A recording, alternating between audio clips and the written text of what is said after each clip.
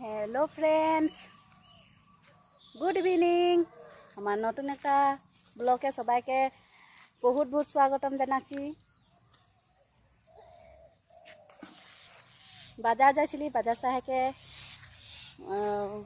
হাজবেন্ডে বলল যে আজি বাড়িগুলা আর পাঠারে দরব মারবো বললো, ঘাস মরা। দেখছি না পাঠাগুলো কেतना ঘাস হয়ে গেছে, হিয়া खेती করবো বলে ভাবছি।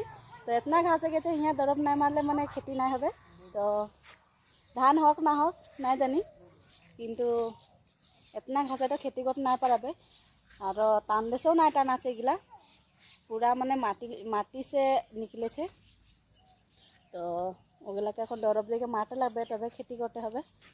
এইখানটা ঠরা দিয়েছিল, এটা এখানে মরে গেল। এটা মানে টেস্টিং মানে করেছিল, তো হয়ে গেল। তো ওগুলাও এখন মারবো বলছে। তো মারবো বলতে এতনা ডাঙর মানে ডাউরিয়া দেখছি না উপর দিকে, কেতনা ডাঙর ডাউরিয়া করে দিল। আমি বললি আজি নাই মার, আজি মারলে সে তো বরষুণে ধুয়াইলে যাবে। তো বললো হবে, তবে আজি নাই মারবো, বেলেগ একদিন মারবো বা ডলালে সে মারবো বললো। আমি বললি ঠিক আছে। তো ও একটা বেলেগ কামে হাত দিয়ে দিছে, তোদেরকে দেখাবো। বেলেগ এটা কামে হাত দিয়েছে বললি মানে ইয়া তামোল পুলি লাগাই আছে। বরখন বড় বলে তামোল পুলি লাগাই দিছে। বরখন পালে সে তামোল পুলিগুলা ভাল হবে। ইয়া লাগাই আছে, গুনু এদিকে তামোল পুলি